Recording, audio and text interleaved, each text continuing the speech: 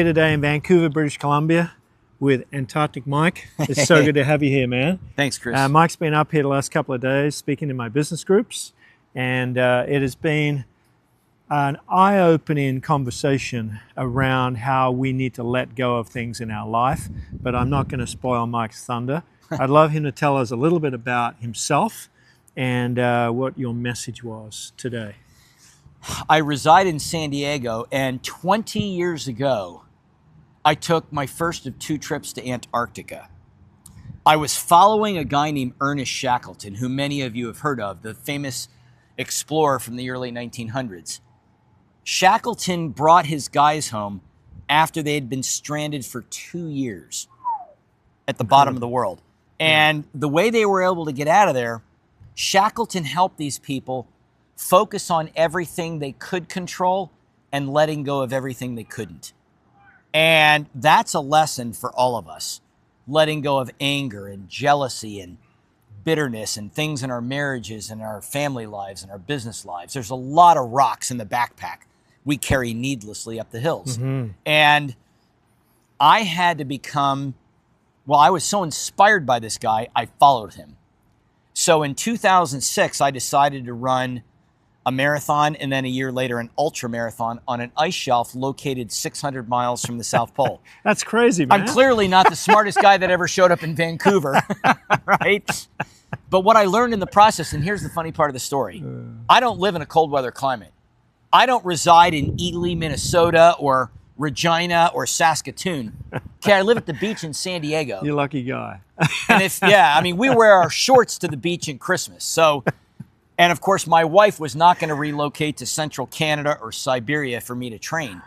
So I talked my way into a freezer, a cold storage facility in San Diego, and I trained in this thing for 2 years. But what it taught me, more than the value of acclimating to the cold, the freezer taught me the value of seeing hard things as an ally and not an enemy. That paradigm shift changed my life. This was like a permanent lens change forever. Yeah.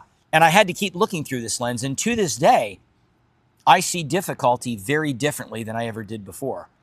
I mean, yeah, I'm human, and sometimes I panic and I react just like we all do.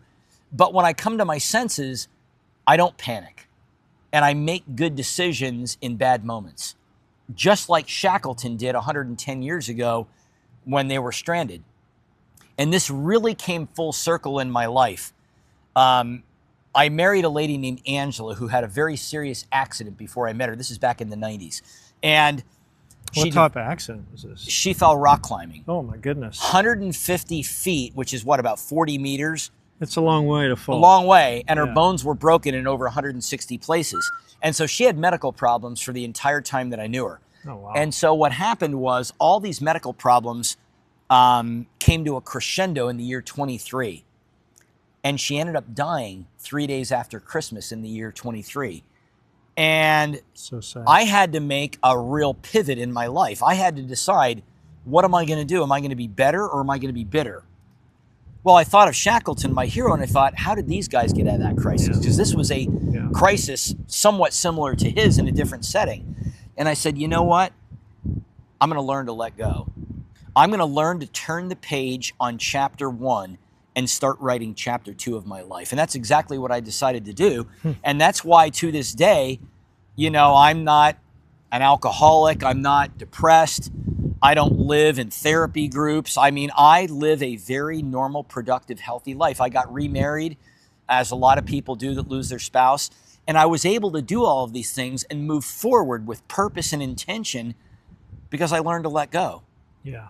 You know, you can't stay in the chapter of your life called what was, and while you're trying to live in the chapter called what is. So important. You can't do that. Yeah. You got to have both feet in the same chapter, and you can't have one in chapter 1, which was what was, and one in chapter 2, which is what is. And so I decided I'm putting both feet in chapter 2, and that's exactly what I decided. And I credit my hero Shackleton as far as planting that seed in my mind in terms of what to do 20 years ago from a random visit. And I only found out about Shackleton because I randomly walked into a bookstore one day while on a business trip in Central California. Like, are you kidding me? You know, so here's another interesting point. Yeah. which 10-minute random period of your life could change the rest of your life? You don't know which 10-minute period it might be. We all have a lot of 10-minute periods in our life. We don't know which one is going to be the one that could change everything going forward. And that was my moment going forward, and I didn't know it. Yeah. So you really got to keep your eyes and ears open at every intersection, because you just don't know who you're going to meet, what you're going to learn, or what you're going to run into. Mike, really appreciate it. Thanks a lot for being here the last couple of days. It's been great. Thank you. You know, I think my challenge to all of you, and to build on what Mike has shared with us, is what is the one thing, the most important thing in your life that you need to let go of? You need to surrender. Just zero in on that one thing and commit to yourself that you're going to let it go, and you will see a transformation in your life, just like Mike has experienced in his, and I've had to experience in mine, letting go of business failures and many other failures in my life that I've just had to let it go and really surrender it. Yep. And accept fate. We can't go back in time and change history. The only thing we have the ability to do is to change how we react to the future and how we let go and surrender those things in our past. That's it. So I look forward to hearing from you. What are you going to let go of? So hit me up. Thanks very much. And it's great to have you, Mike. Thank you. All right. God bless.